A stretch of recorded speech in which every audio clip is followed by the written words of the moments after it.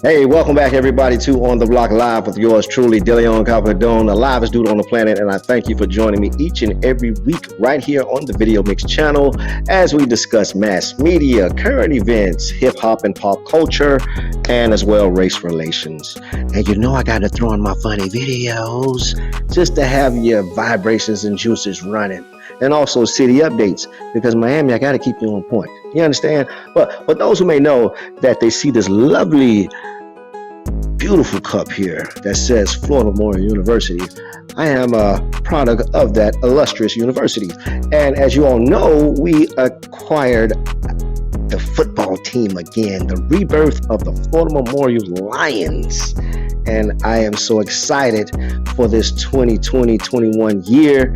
And we're going to get past this year, though, and I see a lot of programs are canceling. But on another note, that school produces great scholars and also professionals, and they also have professionals there to teach those scholars as well as myself. So I have a guest today that is going to drop some great knowledge for us and give us some good food for our soul. He is the Associated VP for Institutional Effectiveness, Interim Dean of School of Arts and Science, and the Professor of Chemistry and Environmental Science. Ladies and gentlemen, welcome Dr. William Hopper. Thank you very much. Hello, I'm sir. very honored to be here.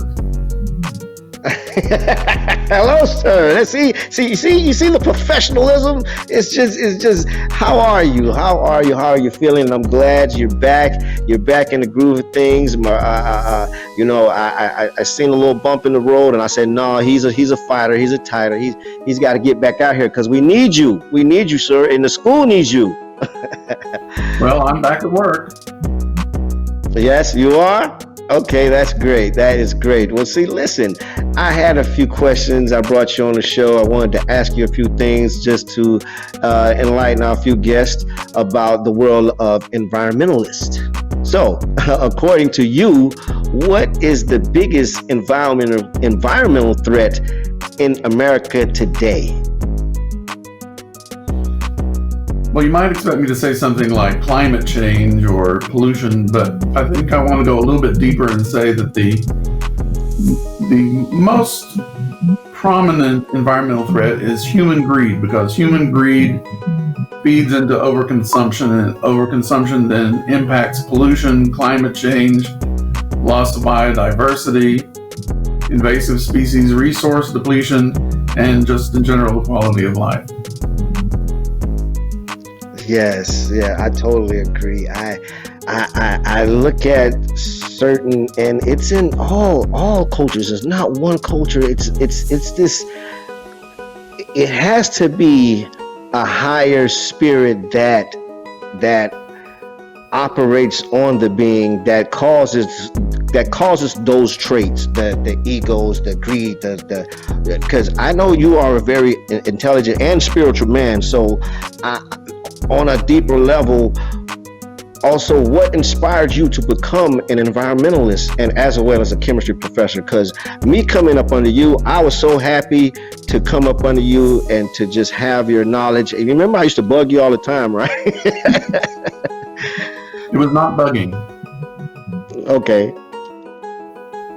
So it was not bugging. When I was a child, one Christmas, my parents decided to give me one of the presents they gave me was a wrapped up box of Raisin Bran. And as you might imagine, I was not real thrilled with that. But when I opened it up, there were some small books in there.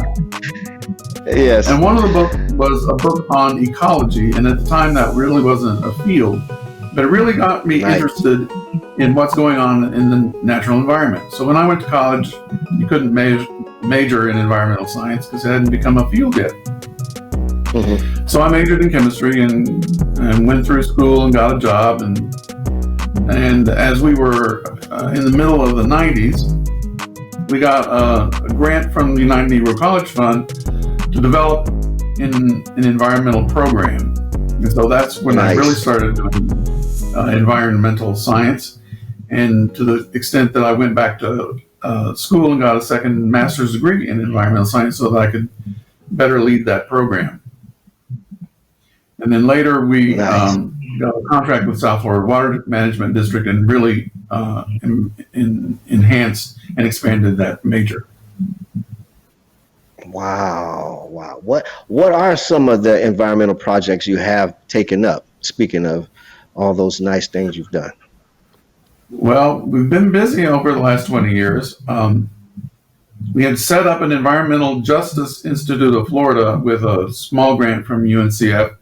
That didn't last very long because we were on to other things like developing the major. We've looked at the toxic release inventory to look at potential threats to seagrass communities. We've looked at hazardous waste disposal in minority communities. I participated in the Opelika Brownfields Task Force and other brownfields scouting out in Miami-Dade County, where you look at underdeveloped or underutilized business properties that might have some pollution that could be cleaned up and used for something else. I've done some research in tree cover in 3 neighborhoods in Miami-Dade County. I've served on the County Environmental Quality Control Board and the City of Miami's Historic and Environmental Preservation Board. Personally, I've reinstalled a solar water heater on my house and 28 solar panels, and I've ordered an electric car, and I just can't wait until November for it, or December for it to come. And unfortunately, Look no, at it's you, Doc. It's not a test. So what is it? Tell me what it is. It's the new Ford E-Mustang. All right. Okay. Look at that. With 5.0. Do they come? Do they make 5.0 in electric? No. How would that work? Like how can you get more speed in the electric form of a car? Well, we'll just have to wait and see. You have to wait and see. Okay. Golly, wow. How does that solar? How do you? Is it a switch? Like, do you decide I'm going to use the panels today, or a certain amount of time I'm going to use some electricity, or do you tell your wife, or what? How do you operate that? That I'm trying to get to that level, Doc. Real quick. So it's very easy. It's automatic through FP&L. They have a meter that goes both ways. So when the sun's out and running really strong, you might produce more power than you're using. So that goes back into the grid. And then when you're not producing any, you start drawing from the power source with FP&L. And so it's just a seamless process. You make so much, you give it back. You don't make enough, you take some out. So far, because it's air conditioning season, I haven't been producing too much extra. Well, now let me ask you, do you find yourself, is it economic because you have the panels, but keep in mind the maintenance of the panels? We down here with the weather, it could beat up on them, and do you find yourself saving on your bill? Yeah, my electric bill is about 2/3 lower than it was before. And the maintenance, there really isn't very much maintenance, and it actually stabilizes your roof, so you don't have to worry much in hurricane season. Okay, got you. Now, do you think the government is doing enough to give importance to deal with these issues today in this era? Oh, absolutely not. I think we had been making some really good progress up until about 3.5 years ago. And then something unfortunate happened, and we've been taking giant steps backwards ever since. Wow. Yes, I can attest to that. Now, speaking of in the environment down here in Florida, you've been down here in Florida how long? Since 1980. 1980. Now, do you think Florida will sink? It's a rumor been going around since I was in junior high. Oh, you can't stay down here long, and now you have some people that are thinking about raising their house. Do you have that ever came? I know you're in a lot of organizations and a lot of groups. Have that conversation came up? Well, that's a constant topic of conversation, especially in my neighborhood because I'm not too far off of the water. I will say that based on what I have observed and what I've seen, people speculating about scientifically. I might not have to worry about that, but the people who buy this house after me might, especially if they have a 30-year mortgage, because I think within this century, definitely we'll see some significant rise in sea level, and it will make some parts of South Florida uninhabitable as it is now. So you plan on leaving? You plan on leaving? Well, not voluntarily. but there is an end in sight, and I'm not hoping to. I'm hoping to prolong that as long as I can, but I'm not planning to move. Right, understood. Got you. Well, is it any challenge integrating real world applications into your lessons, teaching a diverse group of students? Not really, because environmental science is all about the real world and our relationship with it. So it's really rewarding, especially when students can share out of their own experiences. The problem is down here, oftentimes our students don't have a firsthand interaction with nature, at least not in a positive way. Hurricanes is a bad example of interaction with nature, or environments around your house, but in terms of going out into the wilderness and experiencing nature on your own, unfortunately, we don't have too much of that available. Understood. Now, also, ladies and gentlemen, this is a professional environmentalist. So, Dr. Hopper, thousands are watching right now. This is local television, 8.4.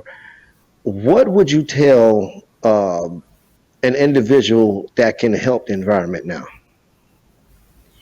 Pay attention and vote with your dollars as well as your ballot, because we want to demand that businesses and public officials ensure that everyone can participate in a future that can sustain an acceptable quality of life. Nice. Thank you, Dr. Hopper. I really appreciate you for joining me and dropping these environmental jewels on us. And I know thousands have their pens out and they just took some knowledge down. And I will see you soon, because I plan on being the announcer for the football team. Oh, good. Well, welcome back. Yes. Thank you, sir. Have a good evening. Thank you so much, and I will see you soon. Thank you for joining us on the Block Live. And listen, it is going to be a great year for the Florida Memorial University. I can feel it. And we need you, Dr. Hopper. Don't go nowhere just yet. Just, a few more years now. Just, we need your season. And also, when you do plan your escape, make sure you have a protege to leave some of that knowledge, leave a lot of knowledge that you've left on that campus. Okay? From my deal to your deal. Because you always been a big... Okay, I consider you my adopted uncle. I used to always come to your office and bug you. All right, Dr. Hopper, you have a good evening.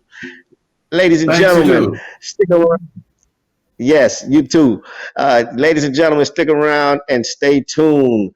I have some more in store for you. We have the word of the day. And listen, is that cool or are they tripping? These videos are going to make you cringe. I got more in store. And city update. Stick around and stay tuned. DéLeon on the Block Live.